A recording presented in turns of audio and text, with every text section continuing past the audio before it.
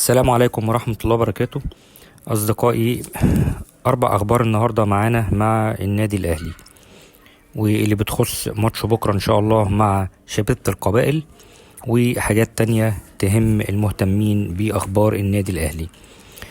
أول خبر معانا النهاردة إن النادي الأهلي بيطلب الساعة الكاملة لمباراته اللي جاية مع الجيش الملكي لاستاد القاهرة، واللي بتكون مباراة حاسمة في تأهل النادي الأهلي إن شاء الله أول المجموعة. الخبر التاني عندنا من تصريحات يستورب، ومش هناخد التصريحات كلها، هناخد أهم التصريحات اللي قالها.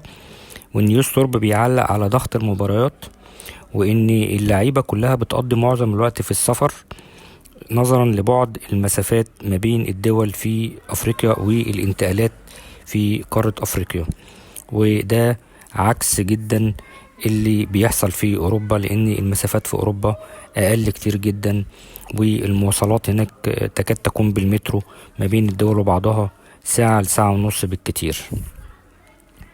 الخبر اللي بعد كده، النادي الأهلي قد طلب من نادي وسام أبو علي إن هو يحول المبلغ اللي باقي، وهو 2.5 مليون دولار، وإن كان المفروض المبلغ دوت يتحول في 26 يناير الماضي، ولكن تم التأكيد من نادي كولومبوس الأمريكي بأن المبلغ اللي باقي هيتحول إن شاء الله ويخش خزينة النادي الأهلي يوم الاثنين القادم.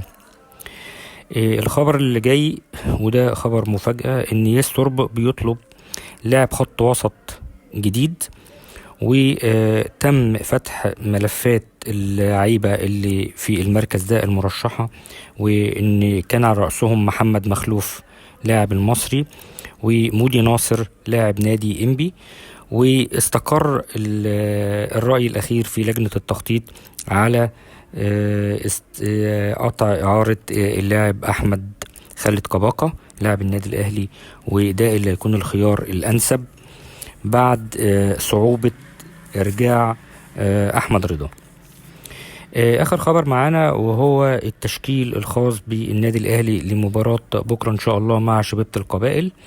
في حراسة المرمى شوبير خط الظهر من اليمين للشمال محمد هاني، ياسر إبراهيم، عودة ياسر إبراهيم وإن شاء الله تكون عودة محمودة، وبالعمري وياسين